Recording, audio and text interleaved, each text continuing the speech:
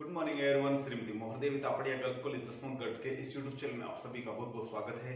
आज का हमारा जो डिस्कस का टॉपिक है वो है बैंकिंग कंपनीज एक्ट 1970 के कुछ मेन प्रोविजंस। इस वीडियो से पूर्व भी आपने कुछ प्रोविजंस देखे थे, लेकिन उसमें हमने सभी का डिस्कस नहीं किया था। तो आज हम बाकी जो बचे हुए कुछ टॉपिक है हमारे इस प्रोविजन से संबंधित, तो उन पे हम थोड़ा फोकस डालेंगे।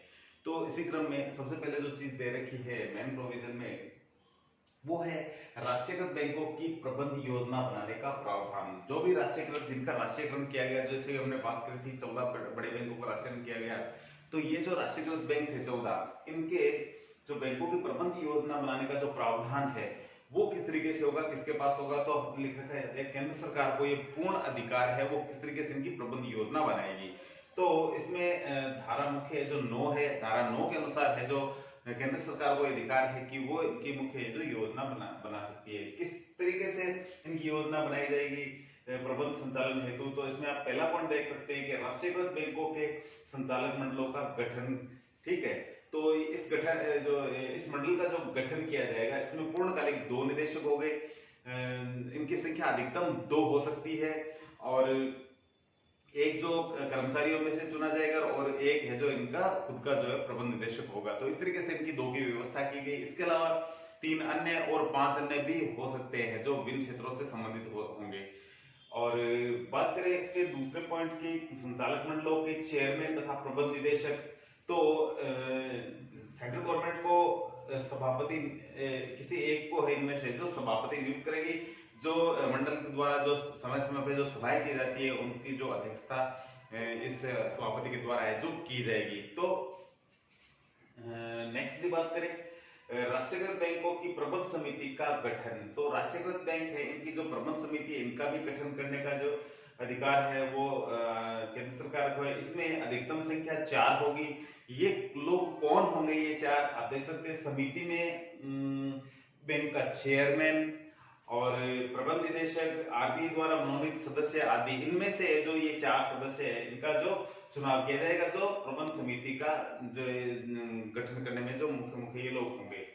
और नेक्स्ट की बात करें संचालक मंडलों द्वारा सलाहकार समितियों का गठन एवं उनके कार्य, तो इसमें देख सकते हैं मंडल द्वारा सौंपे गए कार्यों का निर्वहन किया जाएगा। तो कहने का मतलब ये है कि संचालक मंडलों द्वारा सलाहकार समितियों को जो कार्य सौंपा जाएगा और जो समितियों के गठन के समय जो कार्य सौंपा जाएगा वो का वही कार्य है उनको करना होगा। और सिंपल सा हमने यहाँ लिख रखा है कि मंडल द्वारा सौंपे गए कार्य का निर्वहन ही करना पड़ेगा, इसके अलावा अन्य कोई कार्य करने की आवश्यकता नहीं है। और नेक्स्ट की बात करें राष्ट्रीयकृत बैंकों के लिए 5 प्रादेशिक सलाहकार समितियों के गठन का प्रावधान भी है। तो सेंट्रल गवर्नमेंट को यह भी एक अधिकार है कि वो विभिन्न क्षेत्रों में 5 है जो प्रादेशिक जो सलाहकार है जो समितियों का गठन कर सकता है, और ये अलग अलग क्षेत्रों से संबंधित होगी। तो ये कुछ है जो राष्ट्रीयकृत बैंकों की प्रबंध योजना बनाने का जो प्रावधान है वो सेंट्रल गवर्नमेंट को दिया गया धारा 9 के अंतर्गत है। जो अब बात करेंगे नेक्स्ट पॉइंट के हमारे, केंद्र सरकार को राष्ट्रीयकृत बैंकों के पूंजी आकार में वृद्धि करने का अधिकार। तो कहने का मतलब इसमें है कि केंद्र सरकार को अधिकार है कि जो भी बैंक है जिनका राष्ट्रीयकरण किया गया है उनकी जो प्रदत्त पूंजी है उसमें कुछ चेंजेस कर सकती है।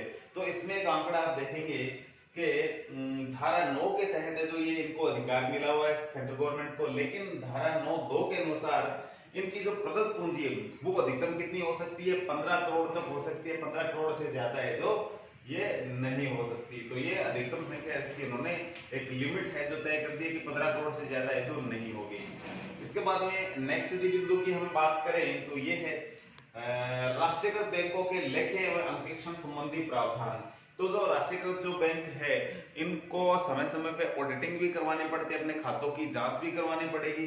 तो इससे संबंधित जो प्रावधान है उनकी बात करते हैं, तो सबसे पहले ऑडिटिंग से संबंधित जो बात करते हैं वो है धारा 10(1). धारा 10(1) ये बताती है कि 31 दिसंबर को इन बैंकों की जो है खातेबंदी का जो प्रोग्राम होगा कार्यबंद, तो पुस्तकें क्या हो जाएगी? बंद कर दी जाएगी और नई पुस्तकें जो खोल ली जाएगी। तो कहने का मतलब है इनका जो कार्यकाल है 31 दिसंबर तक का होता है, 1 जनवरी से 12 माह का। उसके बाद में ये अपनी लेखा पुस्तक नई डाल लेंगे और नया काम है जो आगे से स्टार्ट कर देंगे। तो इस तरीके से ये धारा 10(1) बताती है। और इसके बाद में आगे बात करें धारा 10(3), तो धारा 10(3) क्या बताती है? धारा 10(3) ये बताती है कि आरबीआई की अनुमति से अंकेक्षक नियुक्त करेगी जो योग्य हो, ठीक है, और इसका जो मानदेय है वो सेंट्रल गवर्नमेंट है जो ये तय करेगी। तो ये धारा 10(3) है जो ये बताती है कि जितने भी बैंक है उनको अपने खातों की है जो कि जांच भी करवानी होगी, और जांच के लिए एक अंकेक्षक नियुक्त करना पड़ेगा। और अंकेक्षक नियुक्त है ये बैंकें खुद कर सकती है, लेकिन बंदा कैसा होना चाहिए? योग्य होना चाहिए। सिंपली बात करें तो जैसे कि सीए लेवल का व्यक्ति होता है, कोई खातों की जांच करने के योग्य होता है, तो सीए की नियुक्ति खुद कर सकती है, लेकिन योग्य हो, उसके पास सर्टिफिकेट होना चाहिए, और उसका जो मानदेय है वो केंद्र सरकार है जो तय करेगी।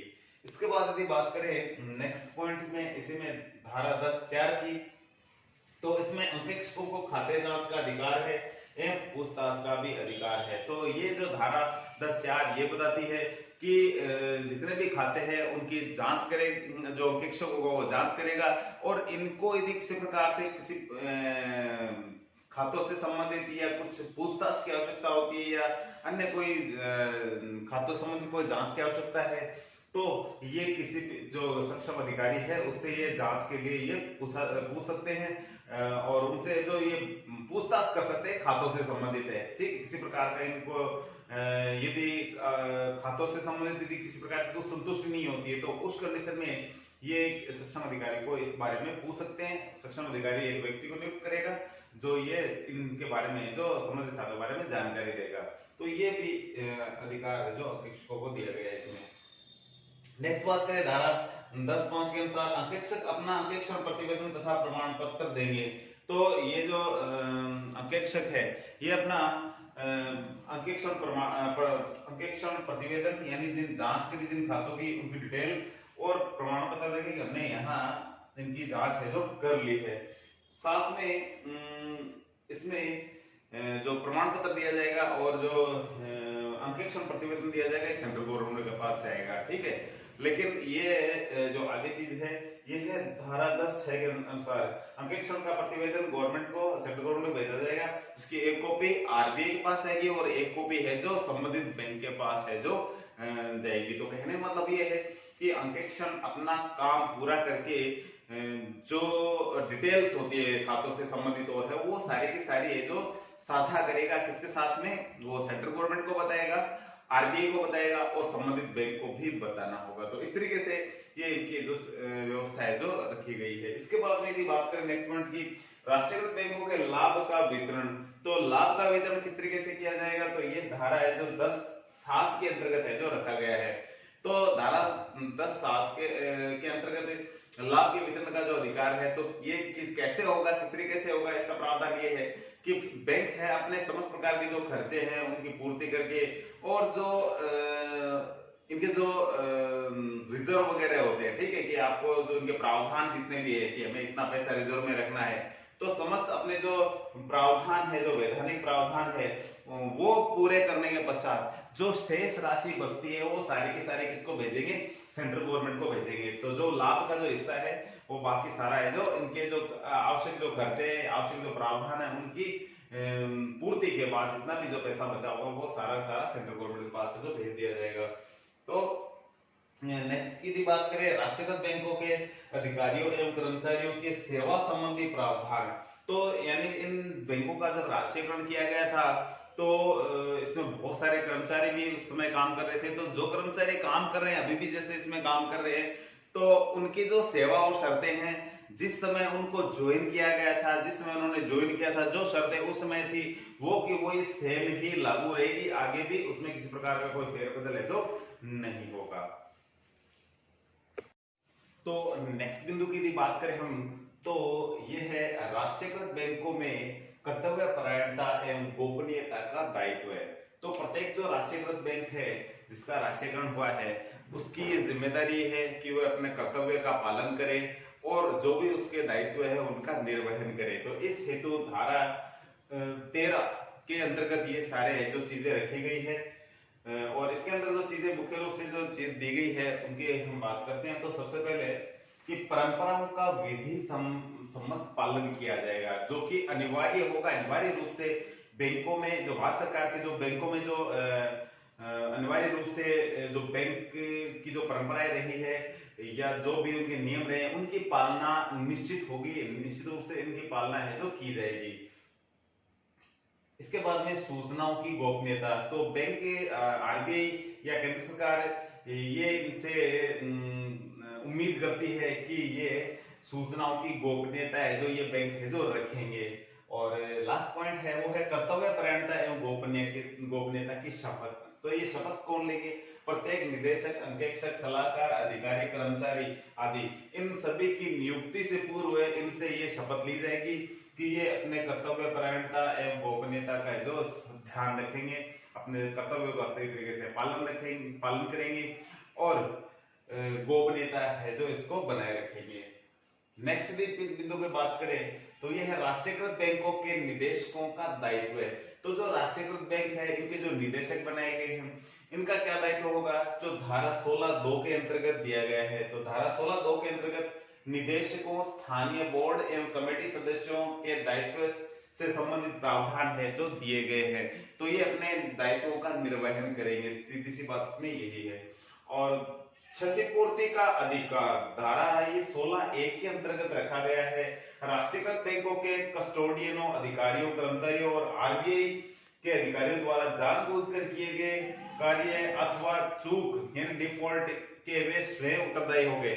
यदि ये जानबूझकर कोई ऐसा कार्य नहीं करते हैं या यदि कहे कि इनसे कोई चूक नहीं हुई है तो क्षतिपूर्ति का जो है वो मामला है जो भारत सरकार ये उठाएगी, अदरवाइज वे व्यक्ति स्वयं ही इसके उत्तरदायी होंगे। तो ये सीधी सी बात इसमें यही है कि इसमें यदि कोई गलती करता है कोई व्यक्ति या जानबूझकर कोई यदि गलती करता है तो उसकी जिम्मेदारी है जो उसकी स्वयं की होगी, सारा का सारा खर्चा उसको स्वयं को ही है जो उठाना होगा। और लास्ट पॉइंट की बात करें तो यह राष्ट्रीयकृत बैंकों का नियमन। तो धारा 19 ये बताती है कि संचालक मंडल को नए नियमों का है जो अधिकार है। तो संचालक मंडल के जो सदस्य है वो नए नियम बना सकते हैं यदि उनको इस नियम में यदि कुछ चेंज करने की आवश्यकता है, कुछ नए नियम जोड़ने की आवश्यकता है तो वो है संचालक मंडल ये सारे कर सकता है। तो आज की वीडियो में इतना ही, मिलते हैं नेक्स्ट वीडियो में, तब तक के लिए धन्यवाद। अपने वीडियो को लाइक कीजिए, शेयर कीजिए, यदि चैनल को सब्सक्राइब नहीं किया तो वो भी जरूर कीजिए।